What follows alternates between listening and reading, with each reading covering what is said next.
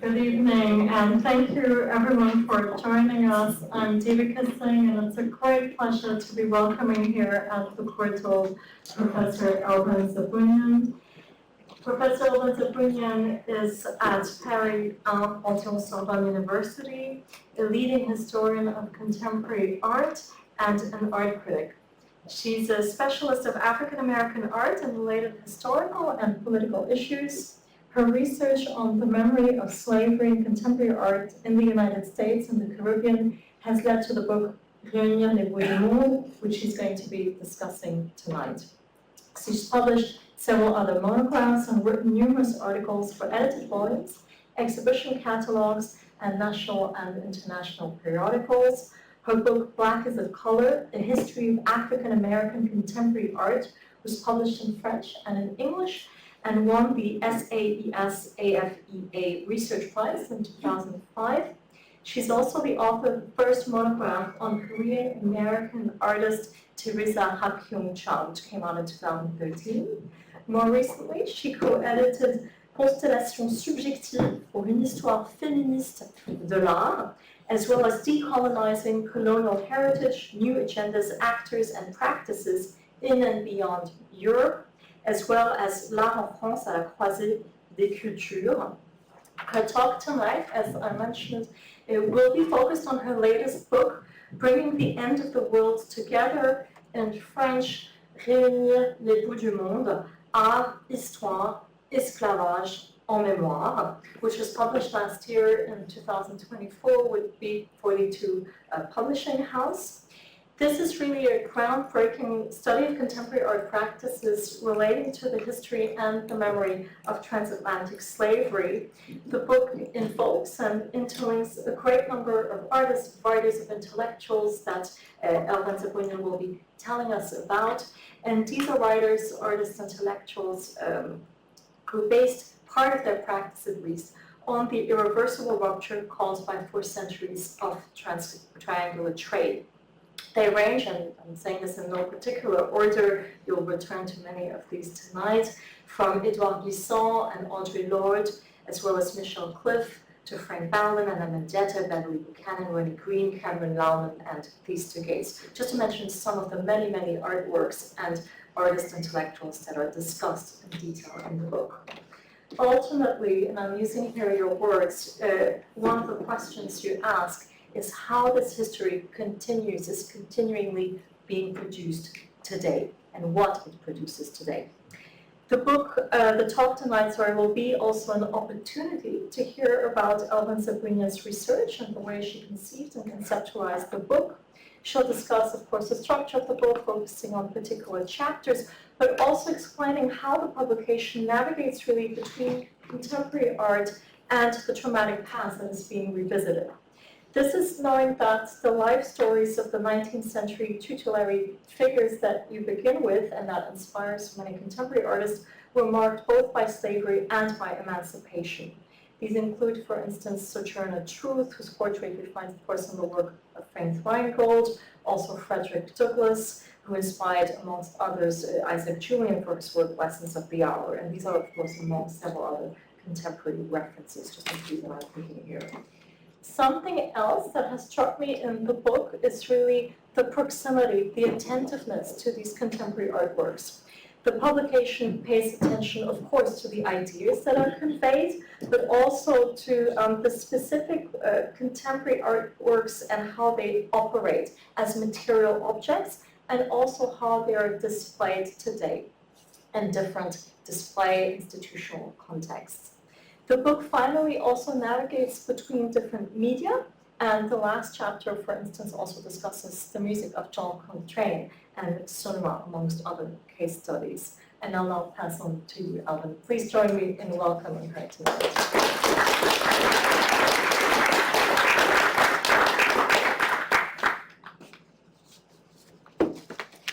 Thank you, Dr. Devika Singh, for this kind invitation.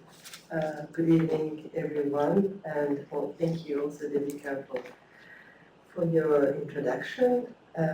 Presenting my book this evening is also a way of continuing our ongoing conversations since the time we met in 2017 at the German Center for Art History in Paris. It is a great pleasure to be here and to introduce this research, the beginning of which actually dates back to the spring 2013, when Céleste Marie Bernier and Hannah Duncan invited me to a conference they organized in Oxford. So in a way, this work has a particular link with the UK. This conference was entitled Art Across Black Diaspora, Visualizing Slavery, and it was there that I first became familiar with Céleste Marie Bernier's research on Frederick Douglass, and I was amazed by this figure and the way he constructed his own persona through photography.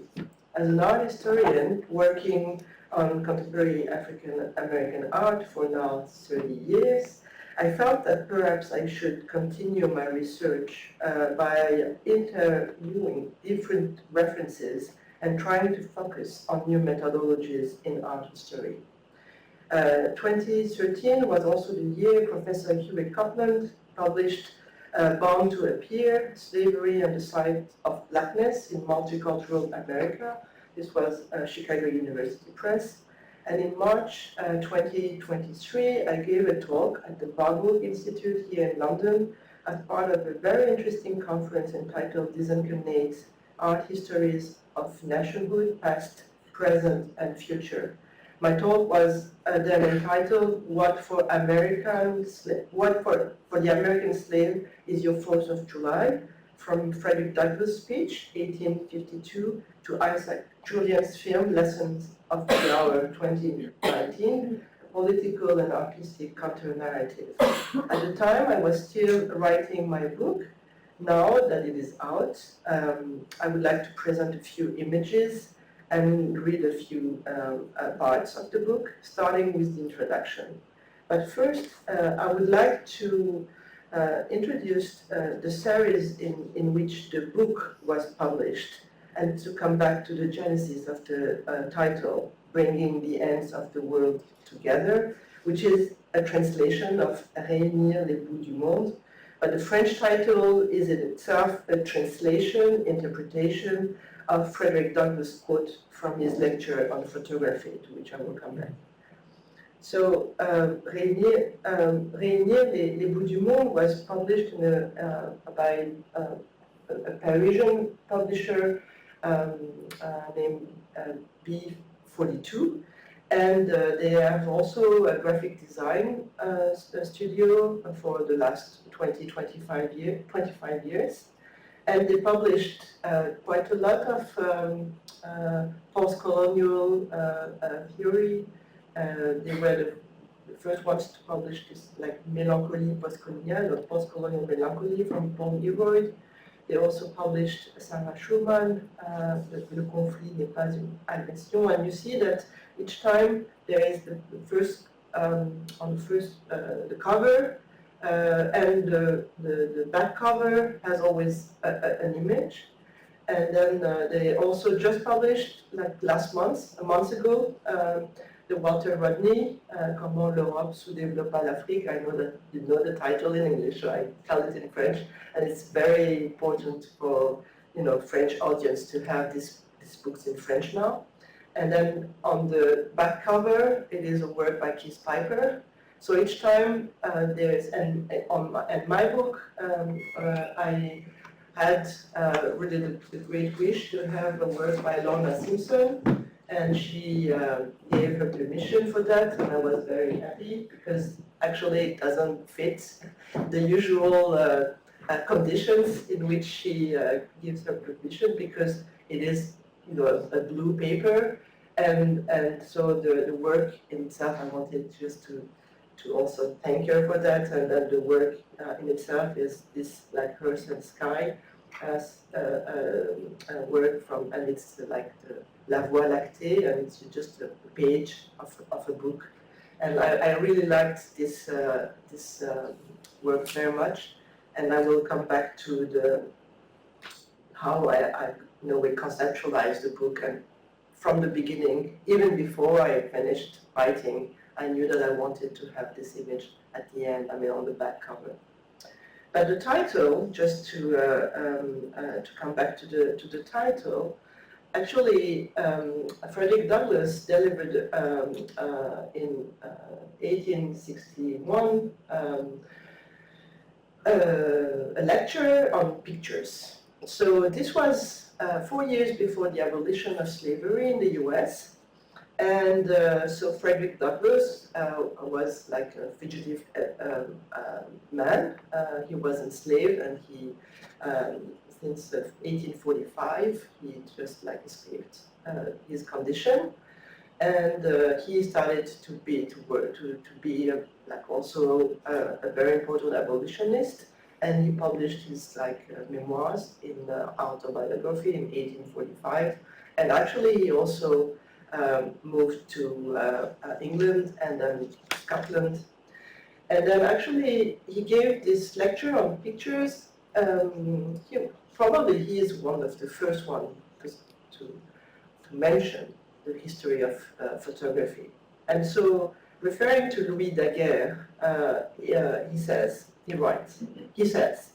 but the great modern pictures is seldom mentioned, though as worthy as foremost. I think I have. Is it cut a little bit? Is it normal? It's a little bit. It's not. It's okay. It's okay, no? If I read it, no, but it's okay because I also see it cut on my. But I have it on my paper, so I can read it. The great father of our modern pictures is seldom mentioned, though as worthy as the foremost. If by means of the all-pervading electric fluid, Morse has coupled his name with the glory of bringing the ends of the earth together and of converting the world into a whispering gallery, Daguerre, by the simple but all-abounding sunlight, has converted the planet into a picture gallery. It is enough for the present that it does not stand against the wonderful discovery and invention by Daguerre. Men of all conditions may see themselves as others see them. What was once the exclusive luxury of the rich and great is now within reach of all. The humblest servant girl, whose income is but a few shillings per week, may now possess a more perfect likeness of herself than noble ladies and even royalty, with all its precious treasures, could purchase 50 years ago.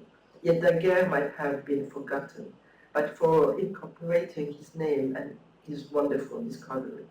And you can see that this bringing the bringing the end of the world together, you don't see it on the screen, but this was precisely the sentence or the expression that I found very interesting. And then actually I forgot to ask to Dr. Delika Singh how you can, because there's an expression in French when you say le bout du monde, which means like around, it's a place which you cannot reach, but I don't know what is the expression in English for that, but it could be also like the bout du monde is like an unknown place which is far away, and then so the possibility to gather actually this end of the world and then change Earth by world.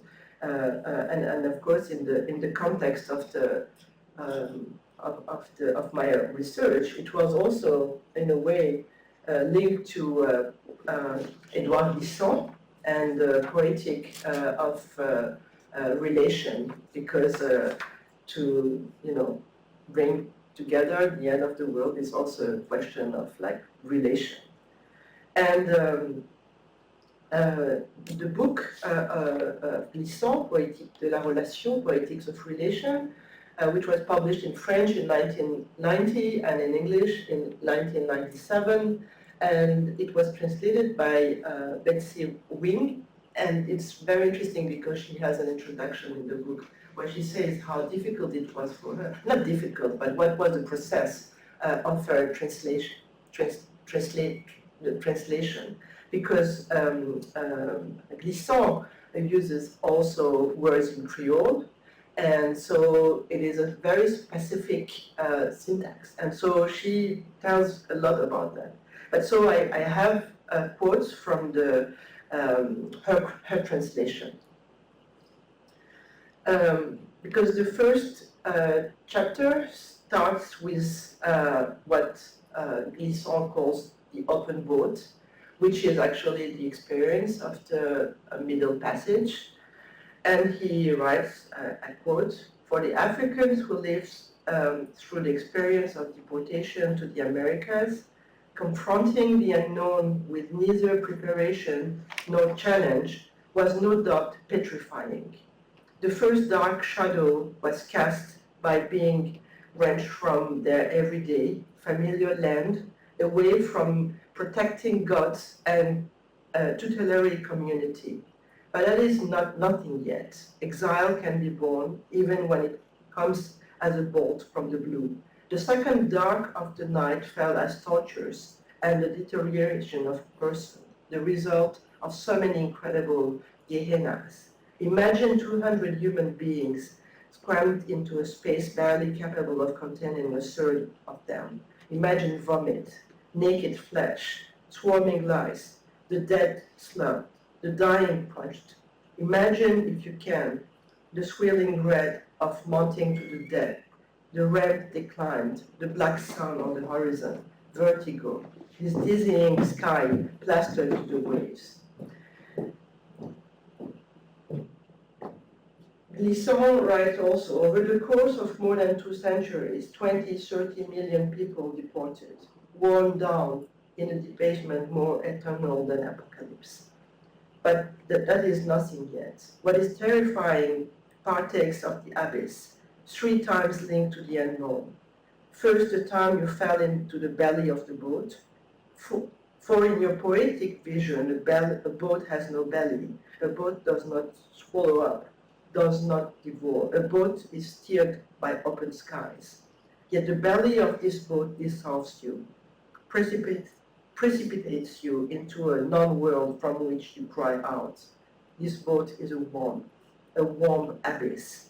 It generates the clamor of your protest. It also produces all the coming unanimity. Although you are alone in this suffering, you share in the unknown with others from you have yet to know. This boat is your womb, a matrix, and yet it expels you. This boat, pregnant, with as many dead as living under sentence of death. The next abyss was the depths of the sea. Actually, I would like to present the way I worked by reading some excerpts from the book, which I tried to translate as good as I could because there is no translation in English yet. I hope it will be one day.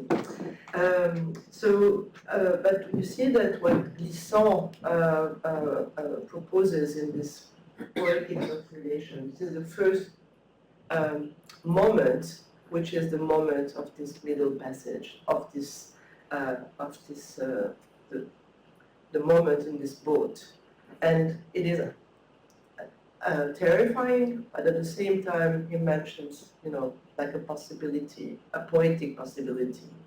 And this is something also Patrick Chamoiseau, who is like a Martinican writer, describes in his book, which was not, I had a look, it's not translated in English yet, but it's called La matière de l'absence, which could be translated like the, I don't know how to translate the material of absence. And then he writes in this, the memory of slavery is not there as we remember it, especially not in the way we usually lament in our countries. Our countries means like the West, the French West Indies. Beyond the major uprooting suffered by millions of men, and I add women and children, the artist can see dispersions of light and shadow, configurations and fluidities, opacities that support and also carry away. In the right end of quote, in the writer's work, memory leans as much against recollection as against oblivion, but art transfigures them into abstraction, the better to suggest them within the movements necessary for their survival. And I quote again Patrick Chamoiseau, when memory serves only to stand still, oblivion ceases to structure the present, to nourish the breath of the possible. The healthiest memory sees only the future and opens only to becoming. So this part of this is in the introduction. It's not the first, it's not the beginning of the introduction, but it is in the introduction. And then, so I go on also in the introduction, telling that in the present research, this solitary becoming is embraced through contemporary artworks. For the artists, the history of slavery and post-slavery has become a unifying factor in their productions and is supported by several complementary notions. A common Afro-descendant genealogy that would reinforce solidarity is first and foremost invoked. However, the survival of traces of memory and their transmission, regardless of belonging and experience, is linked to a shared philosophical and political will, making dispersion and fragmentation an eminently aesthetic issue. Works of art are thus seen as links between cultural differences, the ordeals of deportation, and the individual and collective narratives that emanate from them. They have a critical function pointing to violence and suffering and confirming that projecting oneself visually, spatially, textually, and musically towards the fragmentation born of the loss of the origins makes it possible to reconstitute shaky sections of history. Artists and writers seize upon a cultural heritage as material for their work, while at the same time analyzing the political conditions that define that heritage. The fact that attention to the history of slavery in contemporary art in the Caribbean, in UK, in the US, in art and literature is contemporary with the political struggles for emancipation that unfolded in the 1960s and 1970s is significant. Major artistic transformations in terms of mediums and exhibitions are redefined according to the modalities of the avant-garde, and historical reference initiate, complement, and accompany these explorations. To put these reflections into practice, to observe the dialogues proposed by artists and writers in their way of connecting to the history of slavery, to its breaks and reconstructions, an experimental, transversal, and transhistorical methodology of art history was necessary. So at the heart of these pages in the book is the back and forth in space and time, the omnipresence of a past that enlightens the present, like so many embraces between different temporalities and very textual, visual, or sound sources. Very early on, it became clear that the book would be divided into 5 parts. The first chapter draws on 19th century history, taking an in-depth look at how the life stories of figures such as Harriet Jacobs, Frederick Douglass, and Sojourner Truth, who emancipated themselves from slavery and bore witness to their conditions through writings and photography, intertwined with the work of contemporary artists such as Renée Green. I will come back to the images. Isaac Julian, Faith Ringgold, and Keremy Weems. Chapter 2, 3, 4, and 5 focus on the 4 elements. The aim is not to thematize the research by enclosing it, but rather to give it freedom of movement, interpreting the philosophy of Empedocles, in which the 4 elements, immutable and indestructible, have a matrix function from which the universe as a whole is organized. There is no beginning or end, only encounters and, in a way, blends. Water, first of all, represents the transatlantic crossing. Maybe I can show you the images and I will come back to the chapter. So in the first chapter, I have this, I called it intertwined narratives, récits enlacés. And then in this chapter, I present the work then of Renée Green, with this, who refers to, in this installation, which is called Sites of Genealogy, Loophole of Escape, which was an exhibition, a work in progress, which was she did in 1990 at the PS1 Museum in New York. And actually the same installation was presented at the KW, Institute for Contemporary Art in Berlin in 2021. So for me it was very interesting that the possibility to experience the exhibition, the installation, while I was in the process of writing the book, and then just to see how from the past and the present, how the artist is also elaborating the possibilities to think in a new space, exhibition space, the same installation. And the installation is on the work by Richard Wright, a native son, and also the incident in the life of a slave girl by Harriet Jacobs. And she actually, the loophole of escape is one of the title of one of the chapters.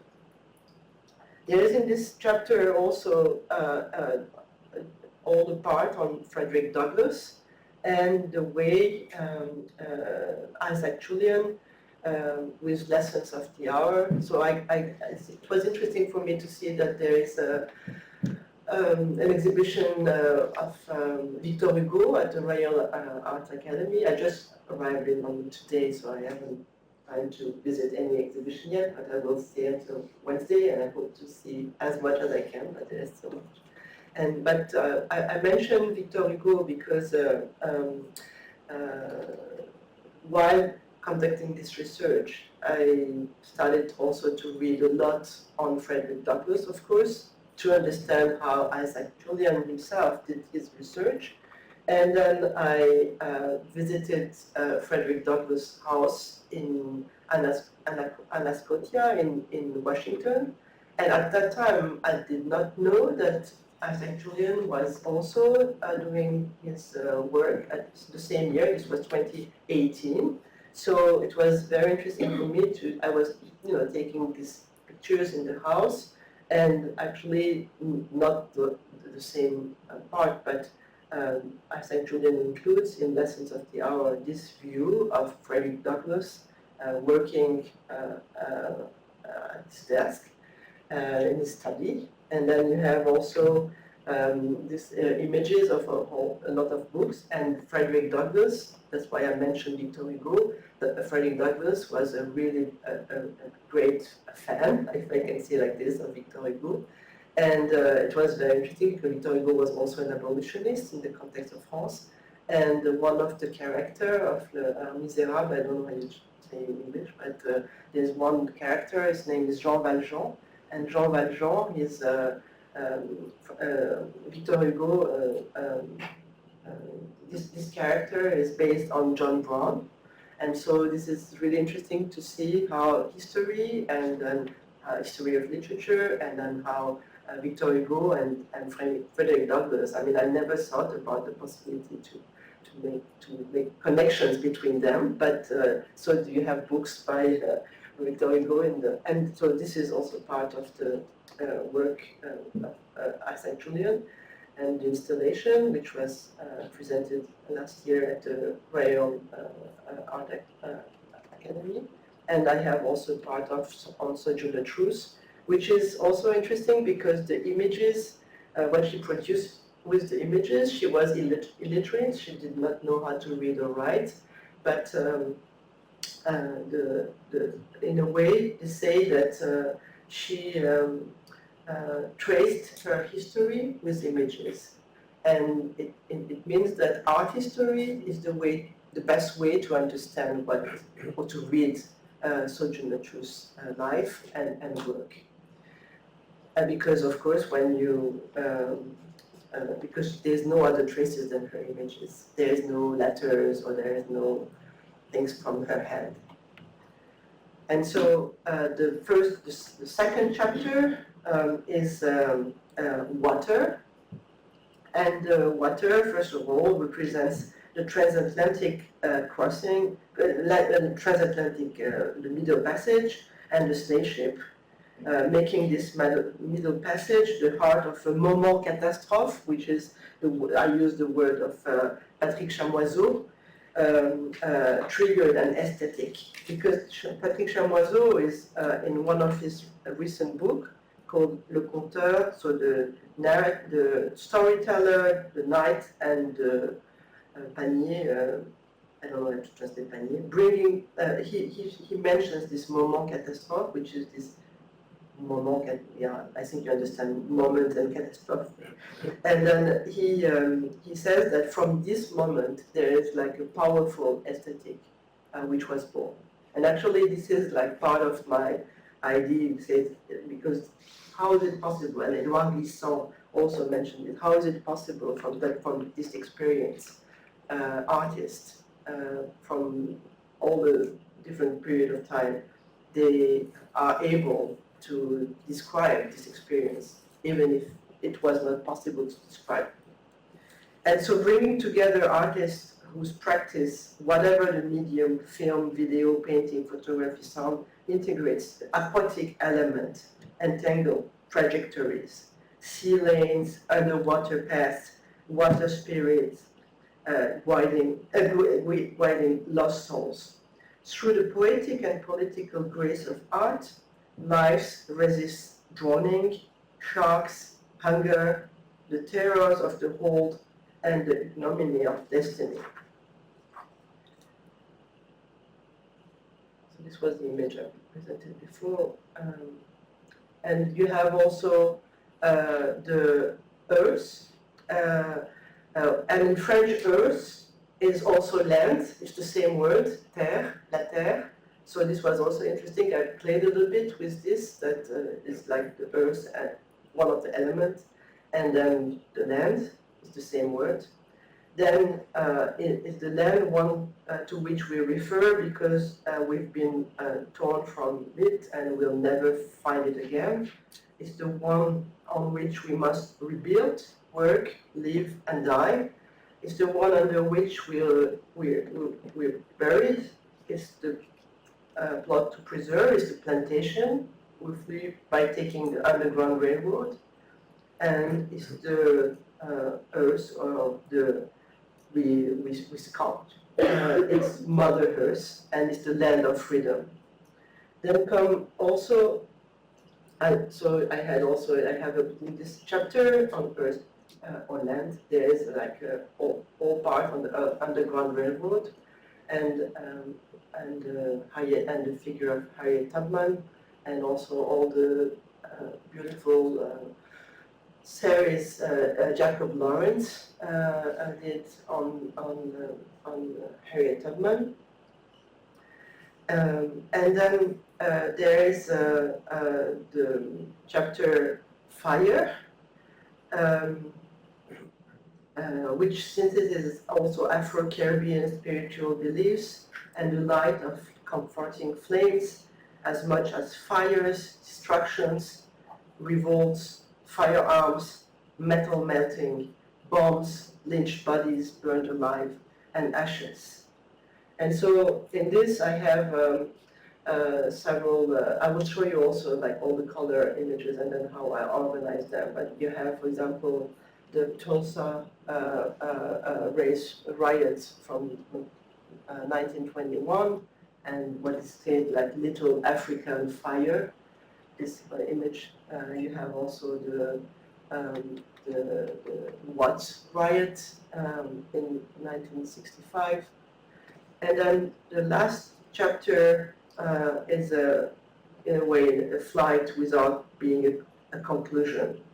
You have these celestial bodies are landscapes, but they are punctuated by contemplation and spirituality.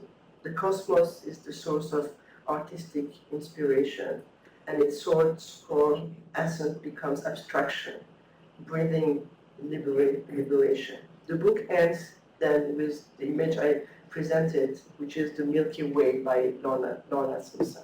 And I wanted to have this, which is like, she's like the face of this woman with these very beautiful eyes and surrounded by a luminous galaxy with thousands of stars forming her head.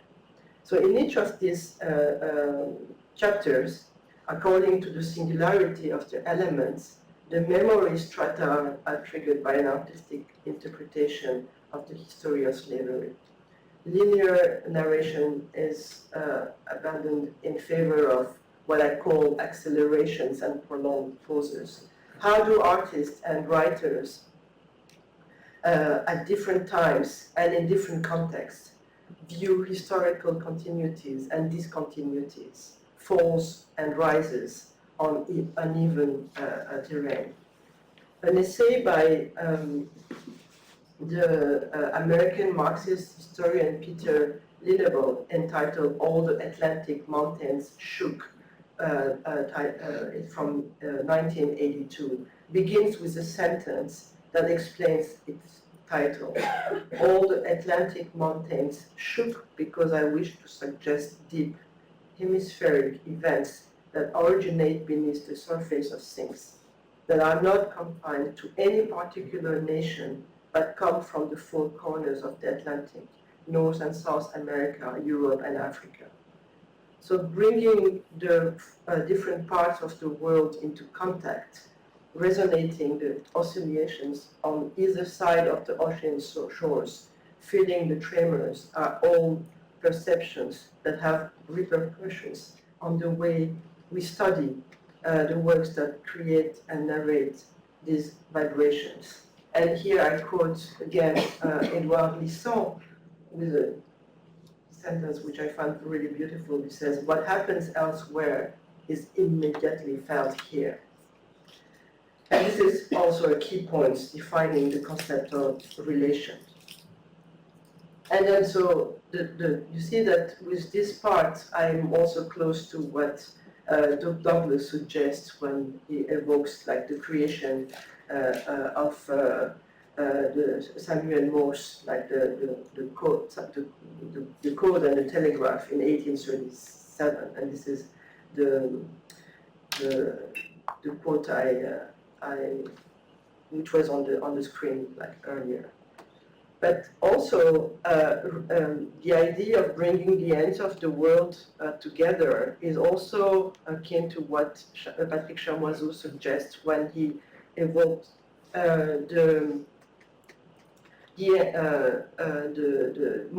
notion of mondialité, which is like globality, we can say. And the part, he says, I quote, "The part of our imagination which instinctively unravels and opens wide, which instinctively connects with other imaginations, which rallies and relays and relates sensibilities, joy, dance, music, friendship, encounters, and which emerges from the magnetism of these multiple transcultural encounters, orchestrated by chance, accidents, luck, and wanderings." All these connections, combined with an intellectual as well an emotional commitment, was in a way the guide for this research, allowing the various rhythms transmitted by the works to come to us. With this in mind, the transitions and connections between the different parts of the book do not conform to any predefined standards. The unfolding of the book is in keeping with the logic of, I would say, an acrony asserted by the artists and the writers who, with their work, created a freedom of navigation between the different historical periods marking the world's watershed moment represented by the enslavement of Africans.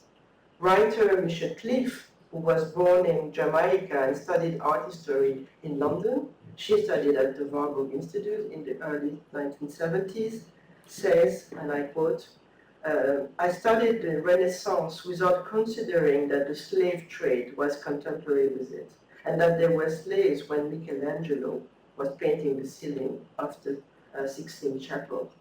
I wasn't even aware of it. I had to educate myself about it later, she says. End of quote. And in 1454, 52 years before Michelangelo began his masterpiece, Pope Nicholas V legally granted the Portuguese the right to capture and enslave any enemy of Christ. The African continent became the place where this happened. One of the functions of art history is to provide a detailed analysis of these pivotal moments in order to connect them. In this way, art history can host multiple references and tools following the scales and amplitudes of the works to which it must adapt. The book structure is designed to bring together reflections, hypotheses, and intuitions, showing how the works resonate at the heart of these superimposed realities. And actually, with this image you have on the screen, for me it was very interesting. So this is like a work by Jean-Baptiste Chapuis, which is called in French, I will translate it, is the view from the 40 days of fire in La Plaine du Cap Français. So this is the Haitian Revolution, and in August, started in August 22nd of August, 1791. So they painted, I mean, it was like fires everywhere. And so it was really interesting for me to realize that the famous book by C.L. James, The Black Jacobins, which was published he wrote in 1938, in one part he's describing these fires. And then actually he did research in France, in Nantes and in Bordeaux, where those works are. This, comment on dit gravure? Etching, engraving. Etching. And so those are in this the archives where he went to work, where C.L. James went to work. So he describes in a very vivid way in the book. And then suddenly I realized that actually he described what he sees on these images. So I like very much the possibility that, you know, when you do research, like a writer like C.L. James, while being in France and working in the archives or Bibliothèque Nationale or whatever, and then suddenly the description in the book is so, you know, alive, and then you understand that he's exactly describing this image. And actually, speaking about the different temporalities and coincidences, the book was in press when I visited the exhibition Entangled Past, Art, Colonialism and Change at the Royal Academy of Art last year. And of course, I was very positively surprised to find that my intuitions for the composition of the book was in a way similar to those the curators had chosen for the presentation of the artworks. Isaac Julian's Lesson of the Hour was presented in one of the galleries. Frank Bowling's paintings were displayed with John Akamfra's Vertigo Sea, or Ellen Gallagher's painting with Turner in a section devoted to water, exactly like in my third chapter, which was the same title, with water. To realize those similarities, emphasize the fact that what I am proposing with this book corresponds to broader possibilities for creating this kind of Glissantien poetics of relation, also, connection of different art historians, art exhibitions, dealing with questions which meet in a way in this precise moment. And so this is all the images. This is in the last chapter, and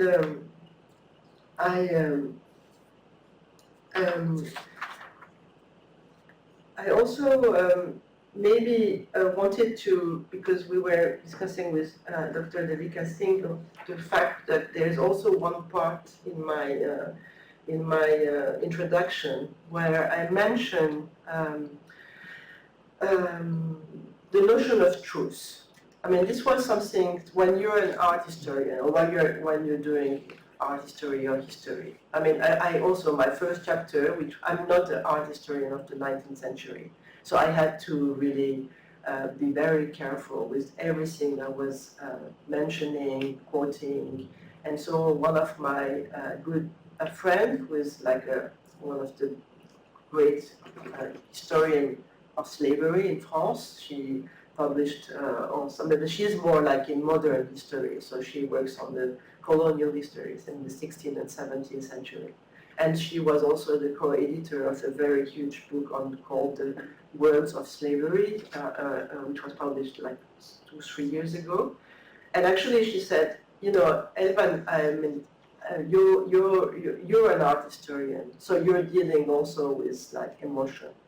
I'm not dealing with emotion, I'm dealing with facts. And you have to explain why you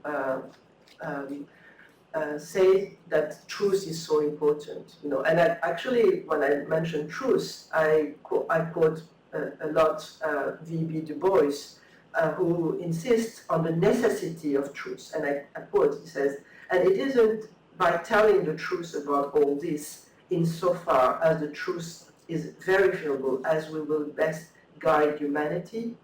And he writes this in Black Reconstruction.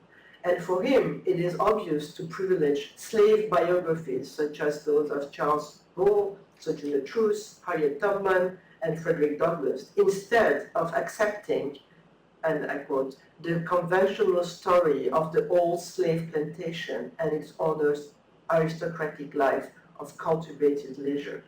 And it's in this story that Du Bois also decries and he recalls the real face of the slave states. He says, if those who truly had the opportunity to know the South, mentioning the South of the United States, before the war, wrote the truth, it was a center of general ignorance, underdeveloped means, muzzled humanity, and uncontrolled passions, with whatever veneer of manners and culture could cover these depths.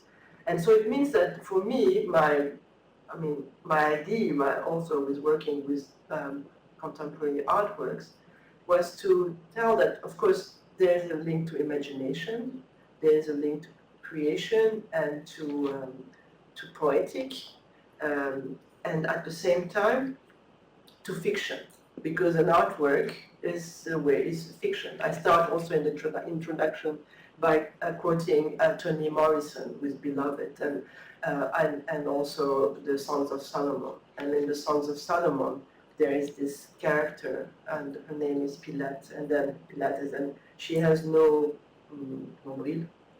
How you say it? Huh? Belly button. She has no, and so for me it was something which is really interesting, because it means that there is something cut with the genealogy. I mean, there's something which is you have to reinvent, and so fiction could be also the truth. And I think art history or art historians are also dealing with truth, thanks to the artworks, thanks to the possibility to study these artworks. And so the first chapter pays a tribute to the famous, text dictated or written by those who experienced enslavement. And so Harriet Jacobs, Frederick Douglass, and Sojourner Truth, as I told. And they're all personalities who fled their condition as slaves and published autobiographies. They are, I mean, Sojourner Truth, I mean, at least she did not write, but it was a biography. They were also abolitionist activists whose photographic portraits allow us to visualize their faces and their relationship with the medium. So in this case, you have also like direct contact with these truths. I mean, their own truths, their portraits, their faces.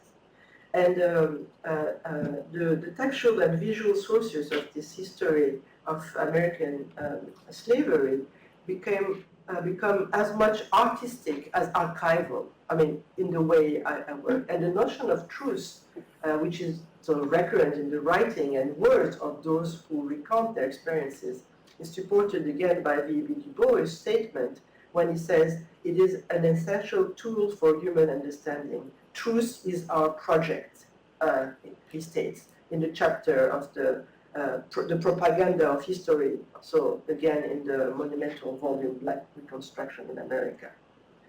And actually, I would just make maybe a focus, because we were discussing this also with Dr. Devika Singh. Coming back to one part which is in the chapter Earth, on this very horrible story of this island, which was the island of Malaga in Maine. And so I will just conclude with this, because maybe some of you had visited this exhibition, which was in the Tate Liverpool in 2019. And this was it was a traveling exhibition by Theaster Gates. I know that he has also an exhibition now at the White Cube. And then he traces, like you say, this is like a paper in a review in The Guardian. And so he said, the US artist has turned his powerful gaze on Malaga, a self-determined racially mixed island that was cleared of its inhabitants and the bones of their ancestors. So I have several pages on this, because the exhibition first was called Amalgam, which was it's almost like the word Malaga, which was organized by the Palais de Tokyo in Paris. And then describing his process, the artist explains that he creates a modernist form from true historical narratives and the spatial and visual, as well as social and political interpretation he makes of them. But what I learned, I mean, so it's a little bit long, so I will not go into the details, but what I learned is that Theaster Gates discovered Malaga Island through the work of Daniel Minter, who was born in 1961 in Georgia, and who himself pays tribute to the people of Malaga in his exhibition, Othered, Displaced from Malaga, and which was presented at the University of Southern Maine while he was artist in residency during the fall of 2018. So it means that this exhibition influenced, in a way, Theaster Gates, and then a year later, Theaster Gates presents his work in this Amalgam exhibition. So it means that, in a way, this artist, and then so this was the work by the views of the exhibition of Theaster Gates in Palais de Tokyo in Paris. And actually what I found quite interesting is that, and then this Malaga island is something very sad and very terrible, which was really like this eugenics ideology, which was used in Maine to justify the suppression of the curious communities because they were interracial. And so, I write several pages on that. But what, as an art historian, when you see how, visible as an artist like Theaster Gates is, and then how invisible an artist like Daniel Minter is, I found that it's also, the responsibility we have as art historians to try to deal with both practices. And so and actually in this exhibition, and you can see on the right, Daniel Minter worked also with historians and archaeologists who were able. This island now is not. It's just like réserve d'oiseaux. It's a bird sanctuary. Bird sanctuary, thank you. And so you can go there and visit, but it's very protected area now. But so you had also his work, but he created also this house, and then there's all this archival material which was also presented in this exhibition. And so I found that it's interesting to be able. So I was always going back and forth in a way between these different research. I mean, everything I could find, and also I was I wanted to be as precise as possible, and so I know that I give a lot of details in the book, and there's a lot of not a lot of footnotes, but I really and also I wanted to feel completely like my own emancipation as an art historian, and not being able to deal, as you saw, with the images. That actually it was I was very sad because we tried. I mean, the editors they tried to, the publisher tried to contact Daniel Minter, and this is also something which is interesting. There's no image of Theaster Gates' work in the book because the studio never replied to. I mean, I was not doing the iconographical research, but I mean, it was really like they didn't. We had no possibility to reach the studio. The other artists, Cameron Rowland or Arthur Jaffa, they asked for to read what I wrote to give the permission. So Theaster Gates we didn't have, and this is also what I chose, which was for me a very moving work, which is a Jamaican, completely unknown artist, and I wanted to finish with her, and that's why I also gave this image for the talk today, Renée Green, and this bedward flying to Augustown, and it's from 2000, and actually it was an exhibition on Jamaican artists, and there is nothing on her, nowhere. I mean, I could not find anything. Just maybe in an auction somewhere. I mean, in mid-2000 or something. But so Theaster Gates did not reply, to come back to that, and then we could not reach Daniel Minter. So both of them are not in the book. I mean, they are in the book. I wrote on them, but there is no images. And so I find interesting also that from the 2 points, because we sent an email and then we didn't know if it was he doesn't have any gallery. So I think that there's a lot of work still to do in this research. I mean, to try to it's an ongoing also history and process. So thank you for your attention. Thank you very much.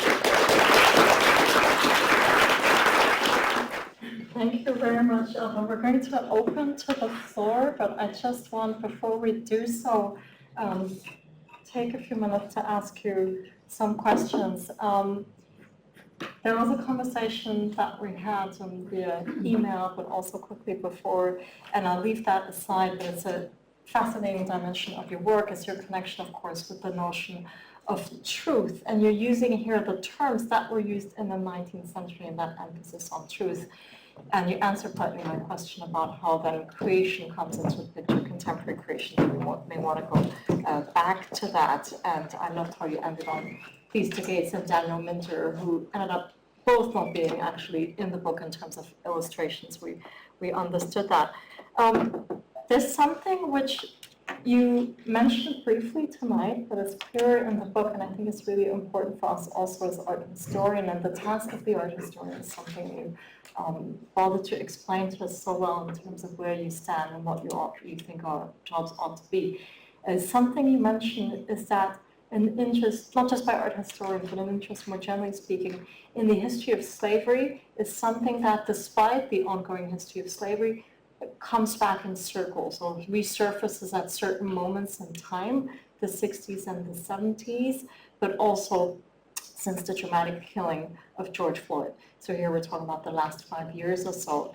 And I wanted to ask you how that might affect you, so the more recent interest as a general interest in terms of your research for someone who has been conducting research on these subjects, on these artists for about 30 years now, if that comes in or not, precisely because it's an ongoing research for you. Thank you for this question. Actually, it's interesting because yes, I as an art historian, I'm more specialized in the 1960s and 1970s and all this political and critical function of art. And what happened with after George Floyd, but also with Black Lives Matter, was that suddenly everything became obvious for a larger amount of people. And at the time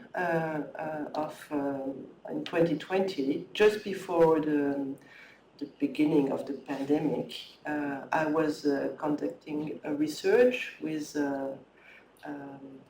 which gave the book the Decolonizing Colonial Heritage, and we were working on different cities. I mean, I had a work package. It was like a European research project.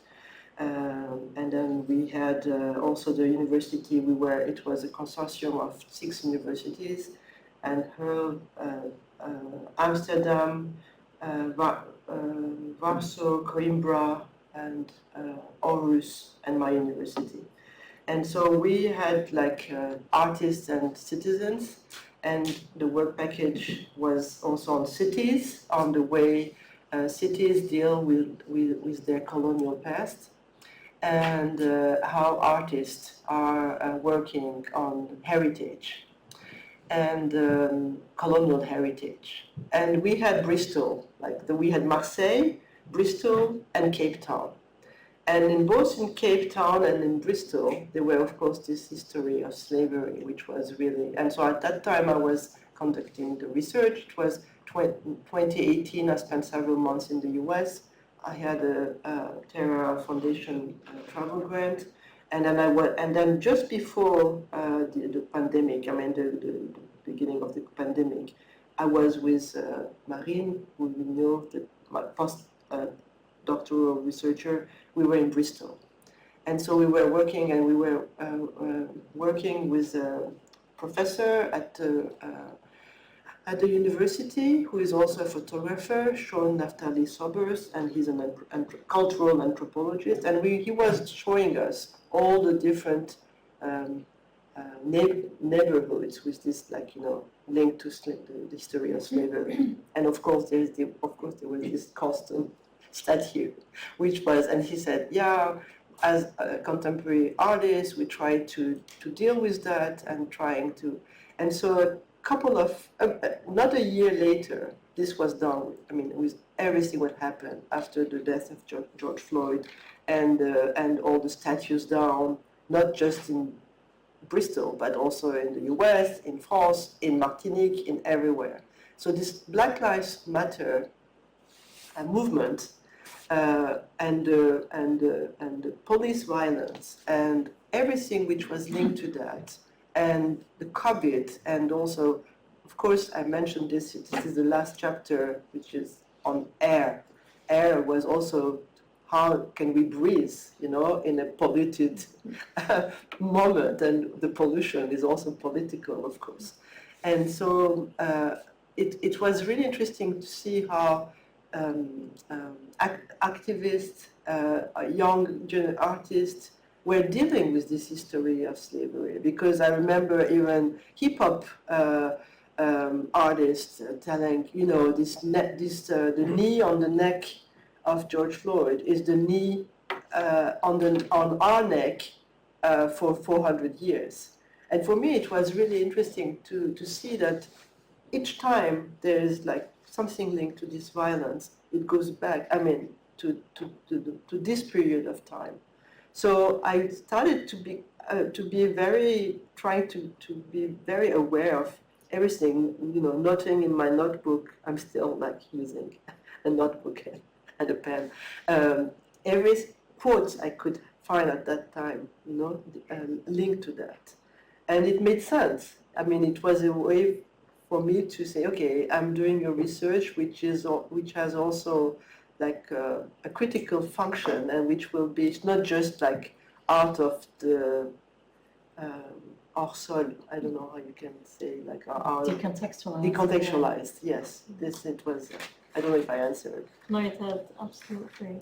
I don't want to take too long. I want to make sure that we have time to open to the public.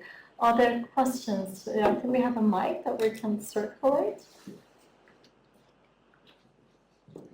Thank you.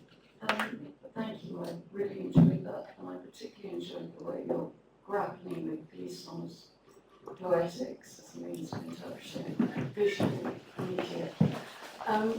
I wondered, you referenced Entangled Past, which is an exhibition that encompassed the problem of how contemporary art mediates these things. I wondered if you'd been to the Fitzwilliam or going, where they have an exhibition at the moment called Rise Up.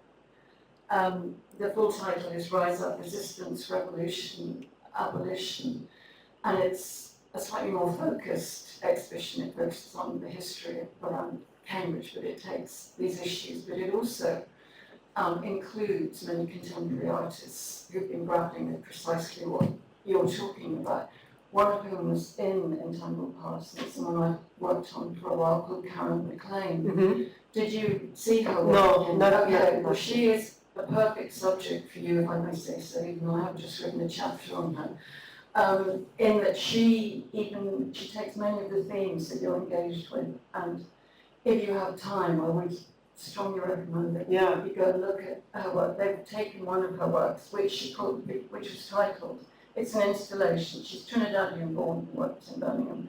It's called Aren't I a Woman, from Ain't I a Woman? And she uses the Chapel House theme, the cabane, that you cite in your Buchanan's work, which of course is this wonderful metaphor for the history of slavery and plantation life. And there were so many issues that you raised that I felt Karen McLean's work really plays with. And I very much recommend that you look at her work. Maybe I'll give you my book reference. It would be great. Because it just dovetails with all the issues that you're talking, and she's very interested in Glissant. Yeah, but this is something which is, thank you so much. I will absolutely look at it, because this is something, that's why I say that it's an ongoing research, and that's why I imagine that, that it could be also a collective research with artists, because I remember at the conference I mentioned visualizing slavery in Oxford. Lubaina Himid was invited. She was as an artist, and I remember that I met her there for the first time. And it was really interesting the way she was at that time not as famous as she is now. This is also for me interesting to see the temporality of. So at one point it is difficult to not look at all these works as they are and what they represent, as you say. And there is this relation, the poetics of relation, because it's not just by chance that the artists are working on that. There is a moment when, after all these years of racism, invisibility, there is the moment when, and this is why I'm mentioning Daniel Minter and Theaster Gates. It means that it is important. It's not just that the artists are not there. They were just that art history did not look at those works. There's this big exhibition, Paris Noir, which started in Paris now. And then suddenly the institution says, it's the first time. I mean, for me to hear that an institution says it's the first time without having the possibility to look at what's being done, and also why is it the first time? Where were you? So this is also something which is for me. I mean, Faith Ringgold. I mean, I work on Faith Ringgold. Even my previous book, which was actually my PhD dissertation, which the defense was like 1999, so quite long ago. And then Faith Ringgold I had several pages on her in Black is the Color and also in this book.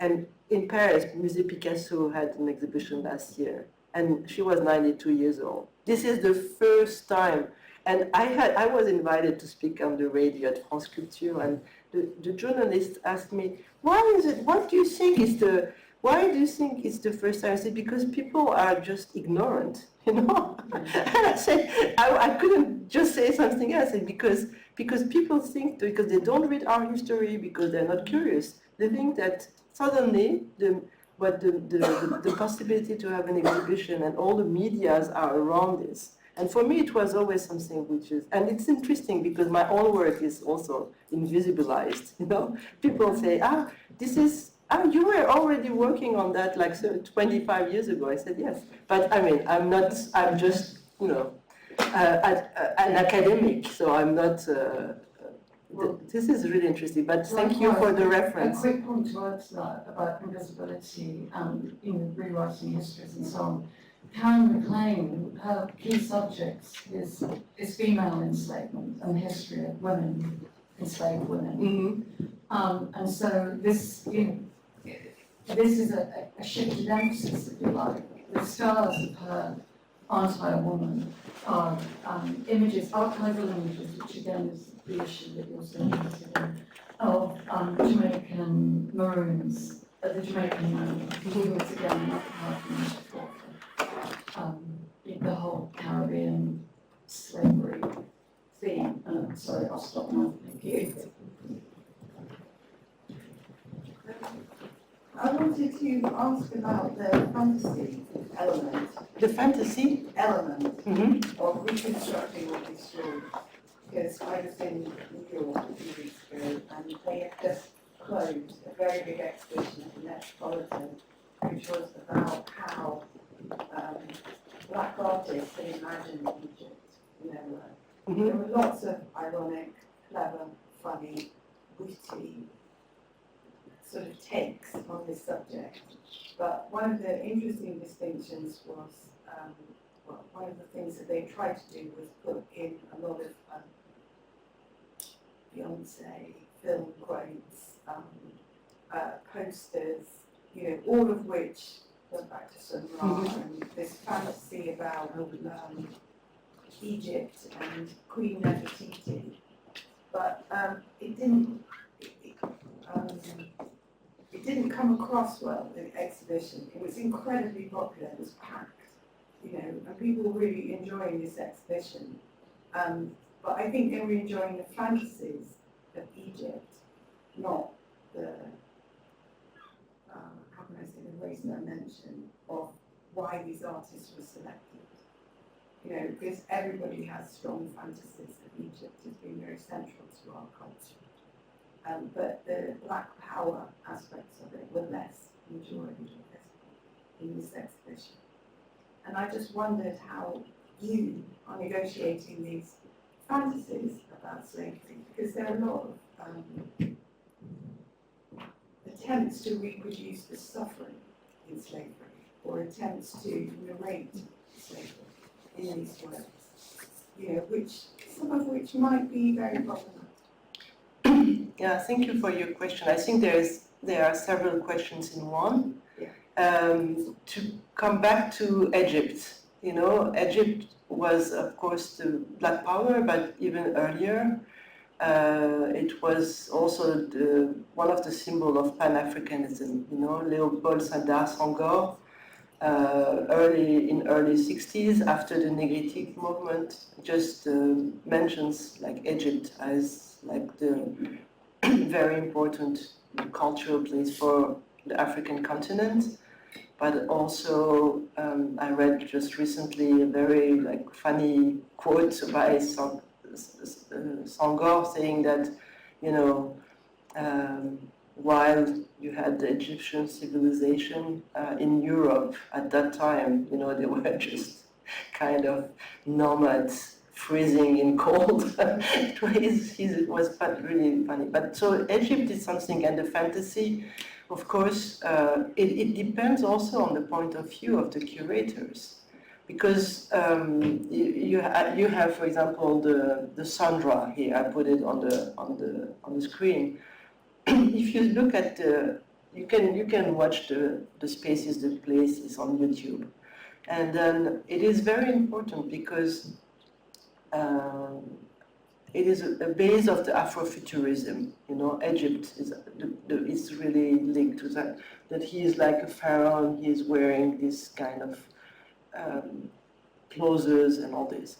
But it is also in the history of the African diaspora. It's also something which goes to the past, but the past has to read the future. And in the book, I have also a lot of parts on music. It was mentioned with Coltrane, but not just Coltrane. You have also the Detroit electronic music, for example. In the Royal the Entangled Past exhibition, you had works by Ellen Gallagher. And Ellen Gallagher, she worked quite a lot on this notion of the abyss and the Black Atlantic, but also with the music of Dextria, who was like a duo from Detroit, who had this fantasy of creating like people living, the pregnant women who died during the Middle Passage. Their children were born and were able to live underwater. And so this created music, and so this is Dextrians. And so Ellen Gallagher mentioned this, and Ellen Gallagher is also referring to Egypt, but also through Sandra and Afrofuturism. But in this exhibition, I haven't seen. I just saw the different reviews on the exhibition. But you had also an artist like Fred Wilson, for example. You had I think he was one of the, and so with the different shades of the pharaohs. But Fred Wilson, as an artist, he did a very important work called Mining the Museum in the early 90s. And he was really working with the museum and with going as an anthropologist in a way and trying to figure out which objects from the past can help to read the present of the museum, what is the collection and everything. And I think that the fantasy, as you said, of slavery, I avoided that. I mean, it's not. I didn't want to be in this fantasy. I mean, even though I spoke long hours with Patrick Chamoiseau, whom I had the chance to meet in 2017, and then I had because Glissant or writers or artists, it doesn't mean that the violence of slavery has to be dealt with sadness or victimization. Not at all, actually. I mean, this is something which was very interesting for me to discover. I mean, the violence is there, this moment catastrophe, as Patrick Chamoiseau says, but from this, there's a creation of beauty, of emotion, of powerful visual or sound works or films. And so I think that I wanted to I mean, it's really 10 years of research. So I had a lot of material, and I decided I had to choose because, of course, the publisher, when he said, yeah, you have a certain amount of words, you're not, and then I said, okay, so I had to cut a lot, I had to make choices, and that's why I said it's an ongoing process. But I also, for example, there are some artists I really like, but I know that they are part of a more art world, fancy art world, and I tried to understand why I like their work, but at the same time, what this work does also to the art market, And then all these are present in the research. It's just that I'm not blind to all these things. I'm not completely myself in a fantasy of the work I'm doing. Each part is really a precise moment of writing also, I try to, and of course there is ethical and more political position I have as an art historian. I'm always with the artist. I'm not with the institution. I'm not with the. As an art historian, there's a filmmaker and a writer, Trinity Minha. She always says that she speaks nearby, and I like very much this idea to be nearby, just to follow the path the artists are proposing. So I know that institutions, and mainly on this kind of themes or subjects, that's why I like the exhibition Entangled Past, because I found that they had a certain kind of humility in the exhibition. It was not just like, say, okay, I think we made mistakes and we have to point on these mistakes. And all the institutions are not like that. So I haven't seen the exhibition at the Metropolitan, and I don't know. But of course, the main thing today for institutions is just that they need to have, they say it's packed. So is it contextualized? How does Egypt is presented? Does this Egypt itself is a fantasy? So it is interesting. The one interesting part of the exhibition for me was Renée Green's work. She's an Egyptian artist, and what she did was very ironic. She took all the Egyptian films where the pyramid was the background, and she made a collage. Okay. So this was like about how the pyramid became a backdrop to stories which were all about escape. Mm-hmm. An escape from police or authority. That's interesting. I think there was a question also here to the left. Thank you so much for your presentation. So I'm wondering, just taking the reference point that you had with Harriet Jacobs and the Loophole of Retreat work by Renée Green, I'm wondering if in your research you considered including in this book the curatorial interventions, for example, Loophole of Retreat, that Simone had accompanied her Venice Biennale presentation in 2022, or there's a lot of work being done in North Carolina, in Harriet Jacobs, or South Carolina, and even in Harriet Jacobs' hometown to revitalize her life and have commissions that are in response to her work. So I guess the question is, are you thinking about opening up the conversation to include interventions into art history analysis and a trajectory forward that go beyond the works on paper and our in-person activations? Was one of my questions, and then another one was, are you thinking about critical fabulation and the work of Saidiya Hartman in your methodologies? And I'd like to maybe posit to the group kind of in response to those comments that there isn't fantasy. This is about putting pieces of lived experiences and embodied memories that a lot of times there isn't a thread line of archival material that can be referenced to point to the tragedies and the fragmentation of the transatlantic slave trade. It's not fantasy, it's about putting ourselves back together and understanding our history. And critical fabulation, I think, is a more appropriate term. Thank you. I will start with maybe the second question, like linked to Saidiya Hartman. Of course, I read actually when it was published, Lose Your Mother, and it was even before I started this research. And the first time I read Saidiya Hartman was linked to also the work she did, when she was still at Berkeley. And then, and what is interesting for me with her work is that also her personal experience, what she describes in Lose Your Mother. It was translated into French 2 years ago.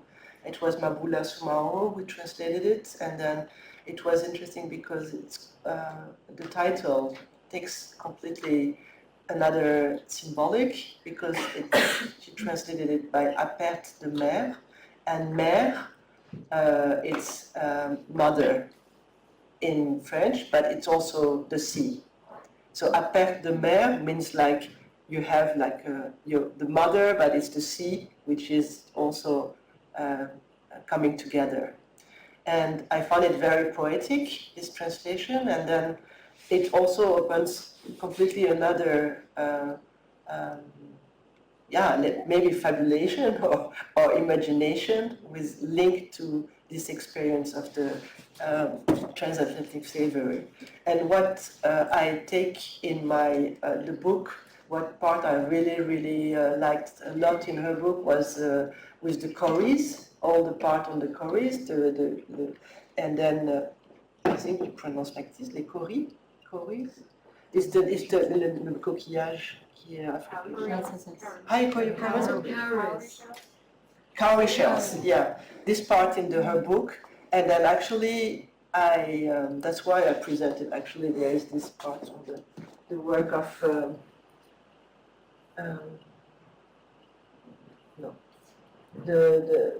the work by David Hammonds. This one. Sorry. And all the part on the cowrie shells, it's in my chapter water, because I go back to what is the shell, I mean the cowrie shell, and then there's all this imagination about this, but which is also like money. And in Saidiya Hartman, actually she deals with her personal, and she's kind of very sharp also in the moment when she goes back to Ghana, and then how she's telling all this story. So I like also this notion of afterlives of slavery, which she describes in a very interesting way. But what I also did with Saidiya Hartman was to come back to the way, for example, an artist like Cameron Rowland reads Saidiya Hartman. So this is what I found interesting. It means that I'm not taking directly from Saidiya Hartman. Of course, I quote her several times, but what I'm interested in is in the way the artists themselves read an author and include how the artists include the thought of an author in their work and transform in a way their work through this thought. And so it means that you have to quote the author when you study the work, you know. I don't know if I'm clear enough, but so this was something, and to come back to your first questions, so it was linked to the loophole, the Venice Biennale. Actually, I could not go there at that time because I was. Je me suis inscrite et j'ai pas pu venir. I subscribed to the event, and then I could not be in Venice at that time. But I know that there were a lot of discussion. There were also, you know, in the audience linked to the U.S. pavilion was really critical, and for me, it was interesting to see that. I visited it in October, so almost at the end of the Biennale. But I think that the critic was coming also from all this architectural thing, that the link with the African architecture and everything. And I was always defending in a way her work, even though I don't like everything, you know. But this is always how I work. I'm not supposed to like everything an artist is doing. But for example, I really loved the video with Rowland and Theaster in this. And for me, this, because I met Rowland and Theaster in the mid-90s in New York.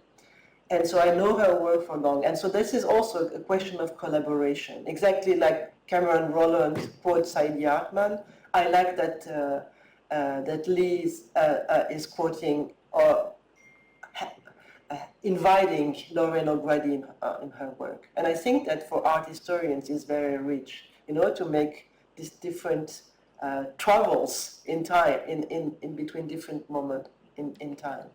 So I don't know if I answered the first question, but for example, Lee was really one of my, and then at the end I decided, I didn't know exactly, I didn't want to try to put the artist in one of the chapter and kind of forcing the thing. I didn't want to be, I said that I don't like to work with thematics, and so it was more organic the way I decided. And the book is written in a very organic way.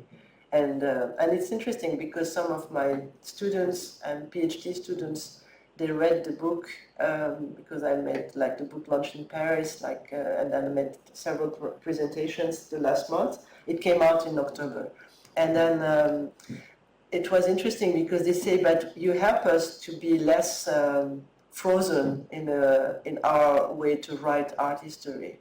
And this is exactly what you say. It means that this experience, this fragmentation, I chose it as a methodological tool, and I wanted to emphasize the possibility to write with fragmentation, without and that it makes sense, and it's not that it's. And also, I had the chance to be in contact. I mean, I have many friends in the context of the US because Renée Green is really one of my dearest friends, and then I spoke a lot with her. Or I have also other friends like Angela Davis. I know her very well. I had the chance to meet her in the end of the 90s, and so I spoke a lot with artists and people. I mean, Angela Davis was one of the first ones to write on slavery. So I always ask advice. I never. I just say, what do you? Or Patrick Chamoiseau, for example. I mean, said, what do you think? What do you think? Because I don't want to make. And also the thing is that what is important for me is that 30 years I tried to, with this book, try to understand from where comes all this kind of obsession to work on that for me. Because I'm not from the African diaspora, but I have, as an Armenian, I have an experience of also kind of deportation, or my family is from Istanbul, and I don't know anyone before my grandparents because they all, died in 1915. And I think that in an obsessive way, because I started to work on this question of slavery when I was 9 years old, and to try to understand in school, in elementary school, I already did, gave not papers at that time. I don't know how you say exposé, I was working on racism and on the history of slavery, and I was 8 or 9. So I think it's kind of something. And with this book, it came and as an evidence that I have to write this. But it's also this fragmentation is also like how memory is not something just linked to the past. That's why what I read was this quote from Chamoiseau, that memory also helps to understand the future. And I like very much this possibility to create hope also, in these times where hope is kind of necessary. I think the artists and writers and poets are the ones that can help us with that.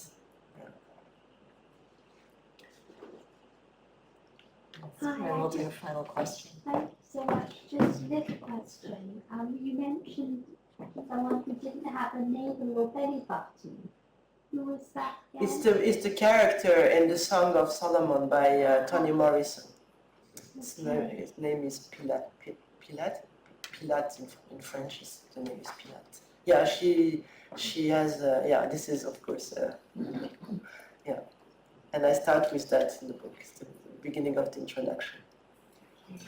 And it's a Song of Solomon. It's a book from, I think she wrote I forgot. Yeah, but it's okay, you can find it in the museum. I think we've come full circle. It's wonderful how the previous question allowed you to come back to your very early motivations, and a question that was also ingrained in my mind, just the connection with your previous work. So thank you so much, Elvan, for coming to present your book, and please join me in thanking her once again. Thank you very much.